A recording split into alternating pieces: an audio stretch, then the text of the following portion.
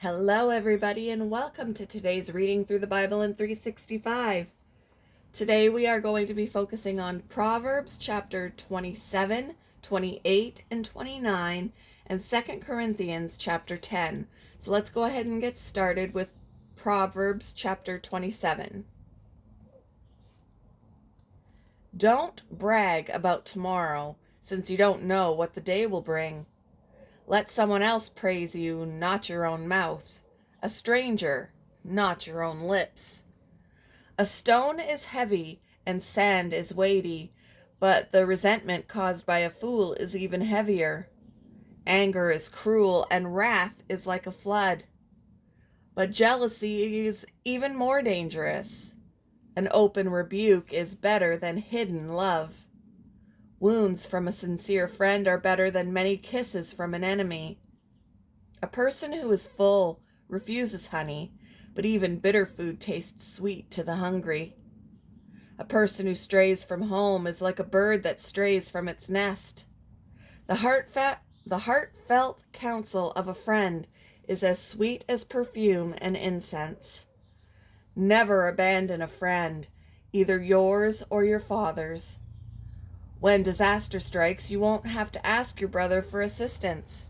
It's better to go to a neighbor than to a brother who lives far away. Be wise, my child, and make my heart glad. Then I will be able to answer my critics. A prudent person foresees danger and takes precautions. A simpleton goes blindly on and suffers the consequences. Get security from someone who guarantees a stranger's debt. Get a deposit if he does it for foreigners. A loud and cheerful greeting early in the morning will be taken as a curse. A quarrelsome wife is as annoying as constant dripping on a rainy day. Stopping her complaints is like trying to stop the wind or trying to hold something with greased hands. As iron sharpens iron, so a friend sharpens a friend. As workers who tend a fig tree are allowed to eat the fruit, so workers who protect their employer's interests will be rewarded.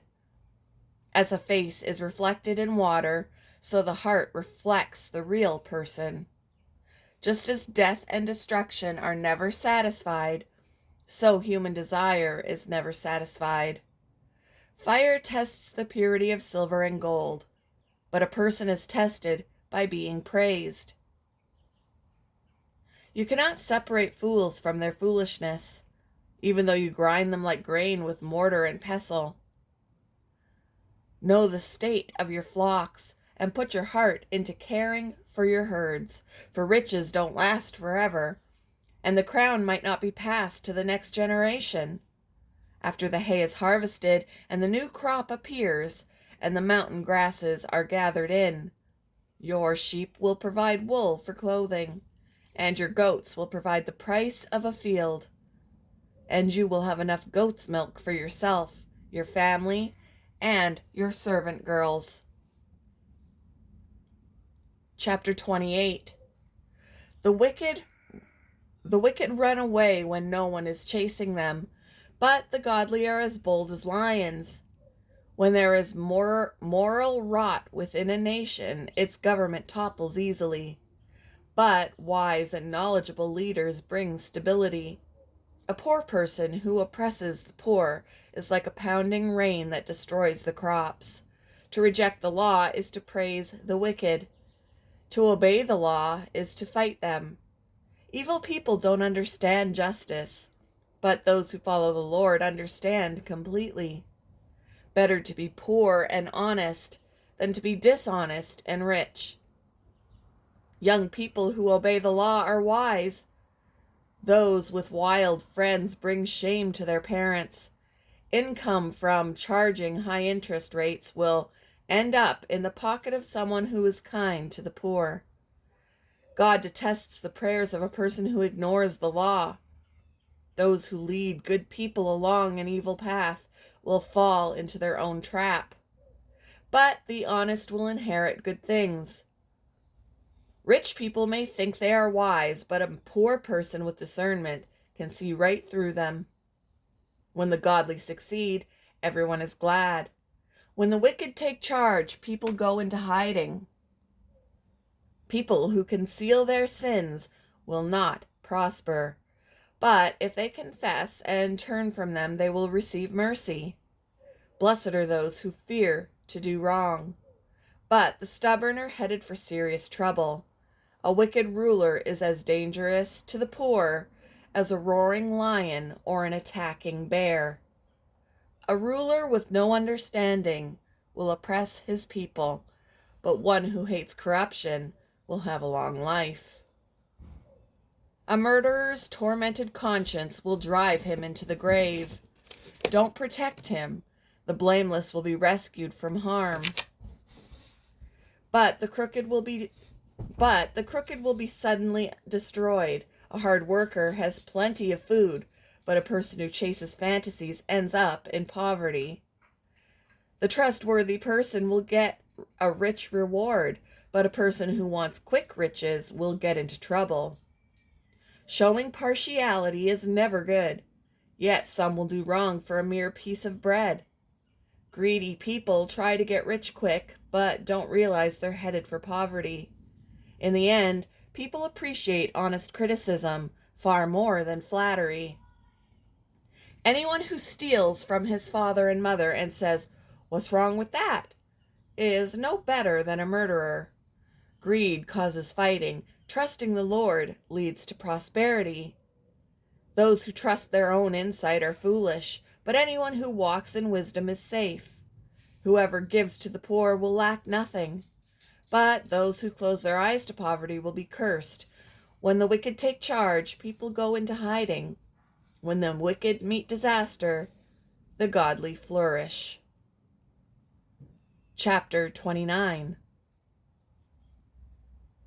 Whoever stubbornly refuses to accept criticism will suddenly be destroyed beyond recovery. When the godly are in authority, the people rejoice, but when the wicked are in power, they groan. The man who loves wisdom brings joy to his father, but if he hangs around with prostitutes, his wealth is wasted. A just king gives stability to his nation, but one who demands bribes destroys it. To flatter friends is to lay a trap for their feet. Evil people are trapped by sin, but the righteous escape, shouting for joy. The godly care about the rights of the poor. The wicked don't care at all. Mockers can get a whole town agitated, but the wise will calm anger. If a wise person takes a fool to court, there will be ranting and ridicule, but no satisfaction. The bloodthirsty hate blameless people, but the upright seek to help him. Fools vent their anger, but the wise quietly hold it back. If a ruler pays attention to liars, all his advisers will be wicked. The poor and the oppressor have this in common. The Lord gives sight to the eyes of both. If a king judges the poor fairly, his throne will last forever. To discipline a child produces wisdom, but a mother is disgraced by an undisciplined child. When the wicked are in authority, sin flourishes, but the godly will live to see their downfall. Discipline your children, and they will give you peace of mind, and will make your heart glad. When people do not accept divine guidance, they run wild, but whoever obeys the law is joyful. Words alone will not discipline a servant.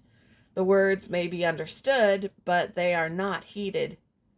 There is more hope for a fool than for someone who speaks without thinking. A servant pampered from childhood will become a rebel. An angry person starts fights. A hot-tempered person commits all kinds of sin. Pride ends in humiliation, while humility brings honor. If you assist a thief, you only hurt yourself. You are sworn to tell the truth, but you dare not testify. Fearing people is a dangerous trap, but trusting the Lord means safety. Many seek the ruler's favor, but justice comes from the Lord. The righteous despise the unjust. The wicked despise the godly. Moving on to 2 Corinthians chapter 10. Now I, Paul, appeal to you with the gentleness and kindness of Christ. Though I realize you think I am timid in person and bold only when I write from far away. Well, I am begging you now so that when I come I won't have to be bold with those who think we act from human motives. We are human, but we don't wage war as humans do. We use God's mighty weapons, not worldly weapons, to knock down the strongholds of human reasoning and to destroy false arguments. We destroy every proud obstacle that keeps people from knowing God. We capture their rebellious thoughts and teach them to obey Christ. And after you have become fully obedient, we will punish everyone who remains disobedient. Look at the obvious facts. Those who say they belong to Christ must recognize that we belong to Christ as much as they do. I may seem to be boasting too much about the authority given to us by the Lord, but our authority builds you up. It doesn't tear you down. So, I will not be ashamed of using my authority. I'm not trying to frighten you by my letters. For some say Paul's letters are demanding and forceful, but in person he is weak and his speeches are worthless. Those people should realize that our actions when we arrive in person will be as forceful as what we say in our letters from far away. Sorry about the airplane, guys. Oh, don't worry, we wouldn't dare say that we are as wonderful as these other men who tell you how important they are, but they are only comparing themselves with each other, using themselves as the standard of measurement. How ignorant. We will not boast about things done outside our area of authority. We will boast only about what has happened within the boundaries of the work God has given us, which includes our working with you. We are not reaching beyond these boundaries when we claim authority over you, as if we had never visited you. For we were the first to travel all the way to Corinth with the good news of Christ. Nor do we boast and claim credit for the work someone else has done. Instead, we hope that your faith, will grow so that the boundaries of our work among you will be extended. Then we will be able to go and preach the good news in other places far beyond you, where no one else is working. Then there will be no question of our boasting about work done in someone else's territory. As the scriptures say, if you want to boast, boast only about the Lord. When people commend themselves, it doesn't count for much. The important thing is for the Lord to commend them. Thank you for joining me for today's reading through the Bible in 365. I hope you all have a wonderful Tuesday, and I will see you in the next one, guys. Bye!